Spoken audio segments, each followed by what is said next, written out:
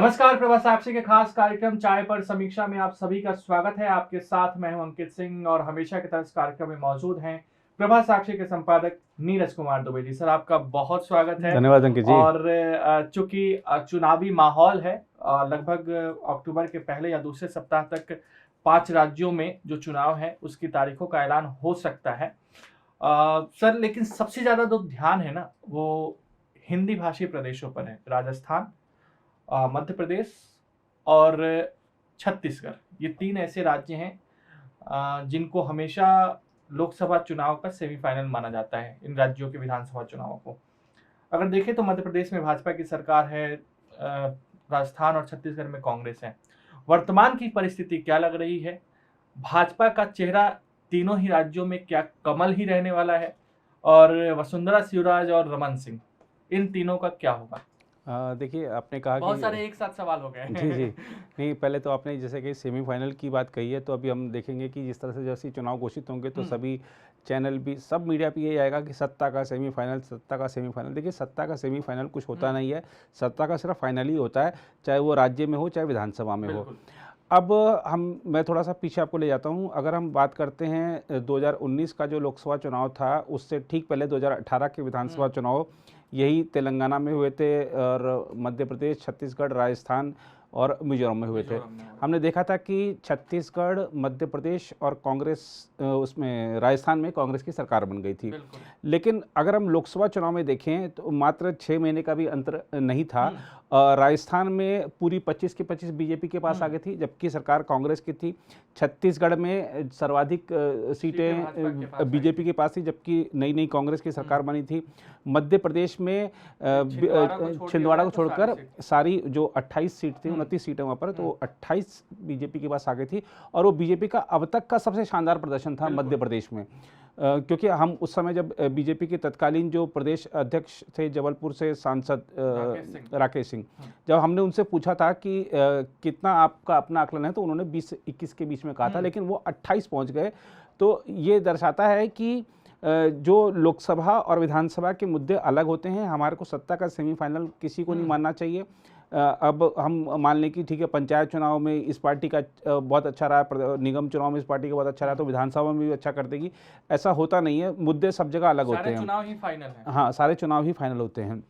और ये कोई पैमाना नहीं है। जैसे हमने कहा कि उस समय जब 3 राज्यों में राहुल गांधी के नेतृत्व में कांग्रेस की सरकार बन गई थी, तो उस समय लोगों ने बिल्कुल ऐसा पेश कर दिया था कि बस राहुल गांधी हैं। लेकिन चुनाव में क्या हुआ था, वो खुद अपना अमेठी से चुनाव हार गए थे लोकसभा चुनाव में।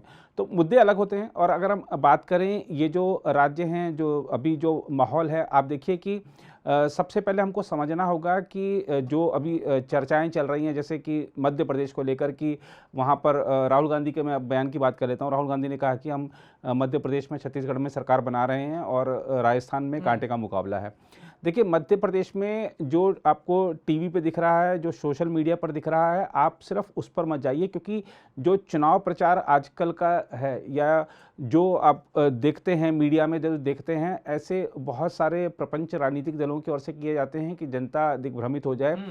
मुकाबला वहाँ मध्य प्रदेश में जो लोग दर्शा रहे हैं कि एक तरफा है कांग्रेस के पक्ष में, वो गलत हैं, क्योंकि ग्राउंड पर हकीकत कुछ और है। ये सही है कि बीजेपी ने अपने कई केंद्रीय मंत्रियों को वहाँ पर विधानसभा चुनाव में उतार दिया है, लेकिन उसकी वो भी एक रणनीति के तहत उतारा है। ऐसा नहीं है कि बीजेपी के पास वहाँ पर जिताऊ कैंडिडेट्स की कमी है। और बहुत सारे देखिए, उनको हो सकता है कि उनको लोकसभा में भी चेहरे बदलने हो, तो उनको अभी विधानसभा में लड़ाया गया है, क्योंकि बीजेपी का एक हिट फार्मूला है कि वो कई बार चेहरे बदलकर वो जो एंटी इनकम्बेंसी होती है उस व्यक्ति के खिलाफ उसको टालने का प्रयास करती है, ताकि उसका जो विपरीत असर बीजेपी के प्रदर्शन पर नहीं पड़े।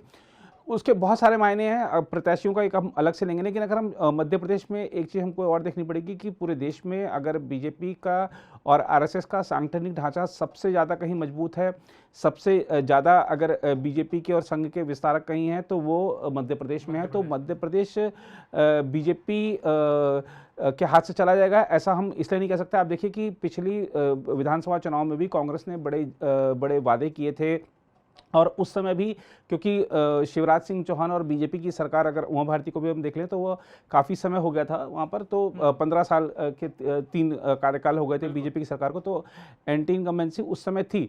लेकिन आप देखिए कि जातीय वाला भी, जी एसटी वाला मामला जी भी था। तो और लेकिन आप देखिए कि उस समय भी बहुत क्लोज फाइट थी, और उस समय में बीजेपी के ही बहुत सारे ऐसे नेता थे जिन्होंने शिवराज सिंह चौहान को हराने का काम किया था, उनकी सरकार चली जाए ऐसा काम बीजेपी के अंदर से हुआ था। तो वो 5, 7, 8 सीटों का अंतर पड़ा था, कोई बहुत ज़्यादा अंतर नहीं था। और अगर आप मतों को देखेंगे तो मत जो बीजेपी को कुल मिले थे वो कांग्रेस से ज़्यादा मिले थे। तो ये दर्शाता है कि हालात खराब से खराब होने पर भी बीजेपी फिलहाल सत्ता से चली जाएगी ऐसा दावे के साथ नहीं कहा जा सकता है। हो सकता है कि कोई तीसरा फैक्टर भी उभर कर आए जो बाद में इनकी सरकार बनवा सके। बहुत सारे ऐसे जो हमको आगे चौंकाने वाली चीज़ें देखने को मिलेंगी। छत्तीसगढ़ में जरूर है कि जो कांग्रेस है वो थोड़ा सा आगे नज़र आ रही है, क्योंकि भूपेश बघेल ने खास तौर पर जो संघ परिवार के जो एजेंडे हैं, चाहे वो हिंदुत्व की राजनीति हो, चाहे गौ आधारित अर्थव्यवस्था हो, ऐसे बहुत सारे जो मुद्दे हैं संघ परिवार के, उनको उन्होंने अपने सरकार के दौरान आगे बढ़ाने का काम किया है। हालांकि बीजेपी का आरोप है कि जो लाभार्थी दर्शाए जा रहे हैं वो फर्जी हैं और लाभ नहीं मिला है योजनाओं का लोगों को, तो ये आरोप प्रत्यारोप की राजनीति तो चलती है। लेकिन अगर हम देखें एक चीज़ वहाँ पे छत्तीसगढ़ में स्पष्ट है कि कांग्रेस के पास नेतृत्व है, बीजेपी के पास नेतृत्व नहीं है। और बीजेपी अगर प्रधानमंत्री नरेंद्र मोदी के चेहरे पर चुनाव लड़ती है, सामूहिक नेतृत्व में चुनाव लड़ती है, तो ये जनता को देखना होता है कि मुख्यमंत्री कौन बनेगा। देखिए, तो अगर आपके पास मुख्यमंत्री का चेहरा नहीं है तो इसका एक नेगेटिव भी जाता है, जनता के बीच में एक छवि जाती है, तो उसका फ़ायदा दूसरे पक्ष को हो जाता है। तो देखना होगा कि क्या बीजेपी वहाँ पर सीएम कैंडिडेट को सामने रख के चुनाव लड़ती है। हालांकि जिस तरह से रमन सिंह को साइड किया गया है, राज्य की राजनीति से बाहर निकाल के केंद्र में बीजेपी का राष्ट्रीय उपाध्यक्ष बनाया गया, तो इस नाते उम्मीद कम है कि उनको नेतृत्व वहाँ मिलेगा। हालांकि प्रधानमंत्री जी ने तारीफ जरूर करी है, अभी आज बिलासपुर के दौरे पर थे। तो देखना होगा कि ये क्या रमन सिंह आगे आते हैं, इसकी संभावना बहुत कम है। लेकिन एक चीज़ और स्पष्ट है कि वहाँ पर चाहे वो प्रदेश अध्यक्ष अरुण साय हो या जो विपक्ष के नेता हों या और भी जो पार्टी के बड़े नेता हैं वहाँ पर छत्तीसगढ़ में, उनमें कोई ऐसा बड़ा जनाधार वाला या बड़ा नाम नहीं है जो अपने बलबूते पार्टी को जिता जाए।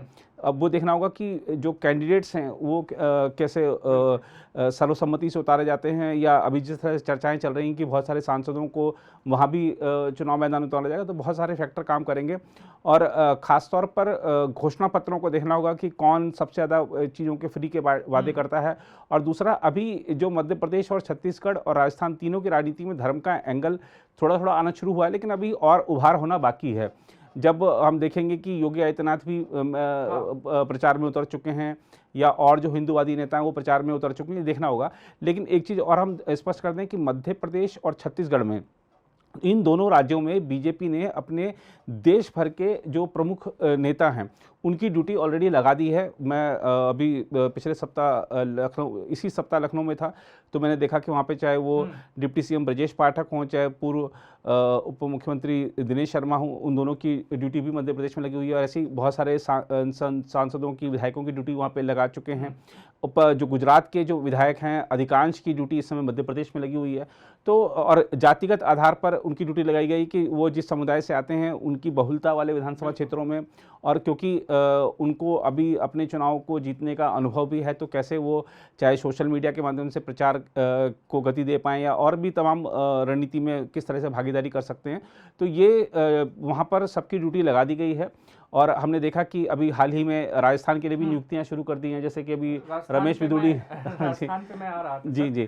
तो ये दोनों जो राज्य हैं, हमको बीजेपी ने अपने संगठन के हिसाब से वहाँ पर जमीन तैयार कर दी है। पार्टी प्रत्याशियों की सूची जारी हो चुकी है। शनिवार और रविवार को फिर से चुनाव समिति की बैठक है, राजस्थान का नंबर आएगा उसमें। तो ये मध्य प्रदेश और छत्तीसगढ़ का अभी हमको जो तस्वीर जो दिख रही है चुनाव की घोषणा से ठीक पहले तो हम ये कह सकते हैं कि मध्य प्रदेश में एक तरफा चुनाव नहीं है, मध्य प्रदेश में कांटे की टक्कर होगी।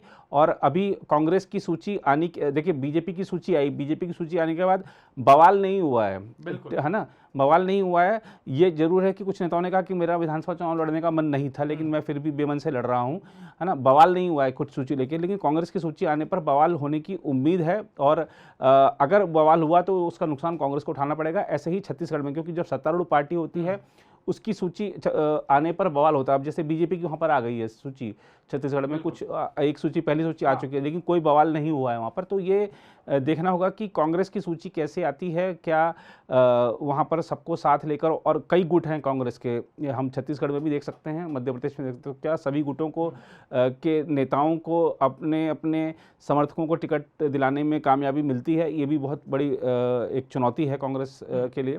तो आप राजस्थान पे कुछ कह रहे थे? राजस्थान पे मैं इसलिए आ रहा था क्योंकि कोई भी आप रिपोर्ट पर हो, कहीं भी टेलीविजन पे देखो आप, सर हर जगह एक चीज का जिक्र जरूर हो रहा है। अगर दो एंगल से देखें तो पहला कि राजस्थान में भाजपा वसुंधरा को आगे करने नहीं जा रही है, लेकिन उसके साथ एक और बात कही जा रही है कि राजस्थान में वसुंधरा के बिना भाजपा अधूरी है और भाजपा की नैया कहीं ना कहीं बीच में रह सकती है। जैसा कि संघ की रिपोर्ट भी आई है कि जो वहाँ पे परिवर्तन यात्रा निकाले गए थे उसमें कई जगह भीड़ नहीं हुई थी, और इसका कारण यह था कि वसुंधरा राजे थोड़ी साइड हो गई थी। तो इसीलिए हमने देखा कि जिस तरीके से अमित शाह और जेपी नड्डा वहाँ गए, अलग से वसुंधरा राजे से बातचीत की, एक उनके कट्टर समर्थक जो रहे भाटी साहब, उन्होंने कहा था कि आप वसुंधरा को आगे कीजिए तो मैं पार्टी में शामिल होऊंगा। इस बातचीत के बाद वो पार्टी में शामिल हो गए, और जो शर्त था उसका पता नहीं क्या हुआ। तो क्या वसुंधरा एक फैक्टर, ऐसी फैक्टर है जिसके बिना भाजपा वहां पर मजबूत भी है, और कहीं ना कहीं वो भाजपा की कमजोरी भी है राजस्थान में? नहीं, आप सही कह रहे हैं, बीजेपी की मजबूती भी है, कमजोरी भी है। और अगर हम देखें, इसमें कोई दो राय नहीं कि अगर हम 2018 से पहले जो 2013 का चुनाव हुआ था और उससे पहले भी जो हुआ था, तो वसुंधरा जी ने जो परिवर्तन यात्राएं निकाली थी उसमें अच्छी भीड़ भी जुटी थी, और वसुंधरा जी को पता है कि कैसे भीड़ जुटाई जाती है। और उनको क्योंकि वो राजस्थान की बहू हैं, तो वो जिस तरीके से अपने लोगों के बीच में जाती हैं, कहा जाता है कि वो राजपूतों की बेटी है, जी जी, जाटों की बहू है, और समधन वो गुज्जरों की है, जी जी जी। तो और दूसरी चीज महिलाओं के लिए उनको कई सारी योजनाएं भी उनकी रही जी। तो वो वैसे ही जिस हम्म। समुदाय में जाती थी उनकी वेशभूषा में जाती थी, तो उनको पता है कि किस तरीके से हमको लोगों को आकर्षित करना है, कैसे अपना उनको बनाना है, अपनी पार्टी के साथ लाना है। तो वो सब चीज़ें जानती हैं, इसमें कोई तरह नहीं कि उनकी परिवर्तन यात्राओं में अच्छी भीड़ जुटी थी। और जो अभी बीजेपी ने परिवर्तन यात्रा निकाली उसमें कई जगह भीड़ नहीं भी जुटी, अगर हम ग्रामीण क्षेत्रों की बात करें तो। लेकिन एक चीज, भीड़ जुटने नहीं जुटने पर अगर हम नहीं जाते हुए वसुंधरा जी के इस समय के राजनीतिक अस्तित्व की बात करें तो उस पर सवाल नहीं है। देखिए, सवाल ये है कि क्या उनको राजस्थान की जिम्मेदारी मिलेगी या केंद्र में लाया जाएगा। बीजेपी उनको पूरी तरह इग्नोर तो कर नहीं सकती है ना। अभी उनको कितनी जिम्मेदारी मिलती है देखने वाली बातों की। और ये भी हमको ध्यान रखना होगा कि कभी भी व्यक्ति बड़ा नहीं होता, पार्टी हमेशा बड़े होती है। अगर हम बात करें, जब राजस्थान से भैरों सिंह शेखावत जी को हटाकर केंद्र में लाया गया था, उनको उपराष्ट्रपति बनाया गया था, तब वसुंधरा जी को जिम्मेदारी थी। तो तब भैरों सिंह जी भी उस समय नाराज थे, बल्कि भैरों सिंह जी ने उपराष्ट्रपति पद जब उनका समाप्त हो गया था कार्यकाल, उसके बाद उन्होंने वसुंधरा राजे के दफ्तर के बाहर बैठकर धरना भी, प्रदर्शन भी किया था, क्योंकि वो उनकी सरकार के कई फैसलों से सहमत नहीं थे, कुछ उनकी मांगे भी थी। तो ये जो नाराजगी का जो हम अभी देख रहे हैं, तो वो ऐसा नहीं है कि अभी आज का है, पहले भी ऐसे नाराजगी होती रही है। लेकिन अंततः पार्टी ने जिसको नेता घोषित कर दिया वही नेता होता है। तो किसी व्यक्ति को ये गुमान नहीं होना चाहिए कि अगर मैं नेता नहीं बना तो पार्टी नहीं जीत पाएगी। पार्टी अपनी नीतियों पर, अपने कार्यक्रमों पर जीतती है, अपने संगठन के बल पर जीतती है। नेता आते जाते रहते हैं, है ना। लेकिन सर यहाँ पे एक उदाहरण जो दिया जा रहा है, कर्नाटक में येदियुरप्पा को साइड करने के बाद भाजपा को नुकसान हुआ, चाहे पहले के उदाहरण देखिए चाहे अब के उदाहरण देखिए। वहीं अगर मध्य प्रदेश में देखिए तो उमा भारती अलग हुई, लेकिन पार्टी को कोई फर्क नहीं पड़ा। उमा जी। भारती का जनाधार कमजोर हुआ, उमा भारती कमजोर हुई। जी। तो ये भी एक तो हाँ, उदाहरण आता है। हर तरह के उदाहरण होते हैं, लेकिन किसी और राज्य का उदाहरण किसी दूसरे राज्य में भी फिट कर दें, ये गलत चीज़ है। इसमें ये मतलब इसको सही नहीं कहा जा सकता, सही विश्लेषण नहीं होगा ये। तो ये हर राज्य की अपनी परिस्थिति अलग होती है, और इसमें कोई दो राय नहीं कि हम अगर राजस्थान का हालिया चुनावी इतिहास देखें तो वहाँ पर हर चुनाव के बाद सरकार बदलती है।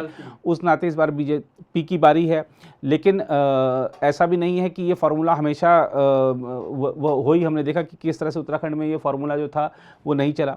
तो ऐसे और भी कई राज्य हैं जहाँ पर लोग, जैसे हमने देखा कि केरल में बदलाव हो जाता था, लेकिन केरल में वो वापस वामपंथी सरकार बन गए थे। लेकिन मैं फिर से कह रहा हूँ कि किसी दूसरे राज्य का जो फार्मूला है किसी और राज्य में फिट हो जाए, ऐसा होता नहीं है।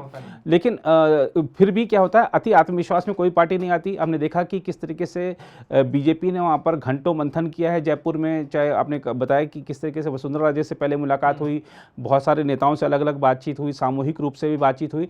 तो बीजेपी अति आत्मविश्वास में नहीं है, और अति आत्मविश्वास में अगर आ गए तो नुकसान देह हो जाता है। लेकिन अब देखना होगा कि ये देखिए, बीजेपी की असली चुनौती चुनाव जीतना नहीं है, क्योंकि चुनाव जीतना तो अगर हम हालात को अभी देख लें तो लगभग तय है। चुनौती ये है कि वसुंधरा को क्या साइड में रखकर किसी को दूसरे को नेतृत्व दिया जा सकता है। सबसे बड़ी चुनौती राजस्थान में बीजेपी के लिए यही है। जी, विधायकों पर पकड़ उनकी अच्छी, विधायकों पर पकड़ उनकी, अभी भी जो विधायक दल है वहाँ पे बीजेपी को, उसमें भी अच्छी पकड़ है। और दूसरा, संगठन में भी उनके समर्थक अच्छे खासे हैं। और कहीं ना कहीं सीपी जोशी को जब लाए गए थे तो साफ हो गया कि वसुंधरा को साइड करना इतना आसान नहीं है। जी बिल्कुल। और उससे पहले भी जैसे सतीश पूनिया थे, तो वो भी क्योंकि उनको वसुंधरा जी का समर्थन नहीं था, तो वो देखा कि वो बहुत कोई प्रभावी प्रदर्शन नहीं कर पाया अध्यक्ष के तौर पर। लेकिन आज की जो बीजेपी है उसमें दिल्ली से सब कुछ संचालित होता है, और दिल्ली से जो आदेश आता है उसकी अवहेलना करना नामुमकिन सा है। तो इसलिए देखना होगा कि क्या वसुंधरा जी को अगर बोला जाता है कि आप दिल्ली में जिम्मेदारी संभालिए, कोई और पद संभालिए, आप वहाँ किसी नए नेतृत्व को आगे आने दीजिए, तो क्या वो समझती हैं? क्योंकि उनके सामने ये भी देखना होगा कि उनके सांसद बेटे का भी एक करियर है। बिल्कुल। और जिस तरीके से तस्वीरें गजेंद्र सिंह शेखावत के साथ उनकी आ रही है, उससे कई सारे संकेत भी मिलने शुरू हो गए हैं। जी। फिलहाल आज के चाय पर समीक्षा कार्यक्रम में इतना ही। अगले सप्ताह आपसे फिर मुलाकात होगी। तब तक मुझे यानी अंकित सिंह और प्रभा साक्षी के संपादक नीरज कुमार दुबे को दीजिए इजाजत। नमस्कार। अगर आप भी लेना चाहते हैं देश दुनिया की तमाम जानकारी, तो आज ही सब्सक्राइब करें हमारे चैनल को। साथ ही नीचे दिए बेल आइकन को जरूर दबाएं ताकि हर अपडेट आप तक पहुंच सके।